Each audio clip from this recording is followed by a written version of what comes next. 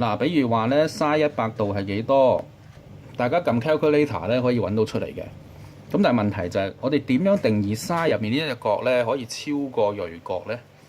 同埋係可以一般任何一個數值都得咧咁樣。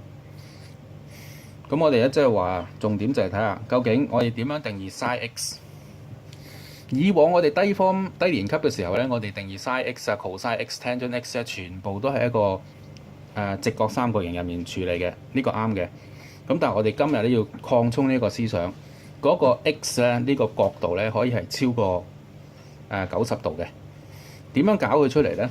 我哋原來可以咧透過一個坐標系統去處理嘅喎，即係咩意思咧？嗱，咁坐標系統啊，或者叫 xy plane 啦，或者叫 coordinate system 啦，點都好啦。咁啊就會有xy axis 啦，同埋個 origin。嗱，而家我哋考慮一個好特別嘅嘢，嗰個咧就係一個圓形。呢個圓形咧就係以呢個 origin O 咧為一個中心圓心。咁而嗰個半徑咧，呢個圓形嘅半徑咧係一個單位。如果個半徑係一個單位嘅呢種圓形咧，我哋叫佢做 unit circle 單位圓。嗱，咁我哋個着眼點咧就係咧喺個 positive x axis 即係呢一度啊，我哋向即係逆時針咁樣量度上呢度個角度，我哋叫 theta 啦。好啦，咁我哋對應呢個 theta 咧，其實我哋會畫到一個 point 叫 P 嘅。咁大家睇到咧，如果 theta 咧不斷改變咧，個 point P 咧即係喺個圓周上面嘅點啊，個 point P 咧都係不斷改變中嘅喎。好啦，個問題就係話，咁究竟 point P 嗰個坐標啊 ，x 坐標、y 坐標，同呢個 theta 咧有咩關係？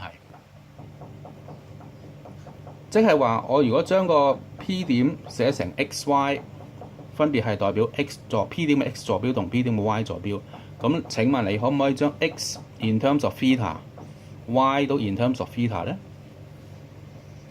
咁要做呢個樣嘢咧，都唔係太困難嘅。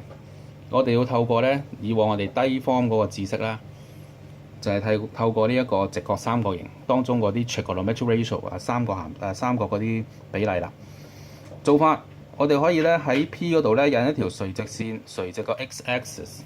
咁途中咧就睇到一個直角三角形啦。好啦，咁如果呢個係直角三角形，而呢個 P 點嗰個x y 坐標分別就係 x 同 y 啦。咁睇唔睇到呢度幾長啊？如果呢個 x 嘅話咧，呢度就係 x 啦，咁長。如果 P 嘅 y 坐標係 y 嘅話咧，呢個高度咧都係 y 啦。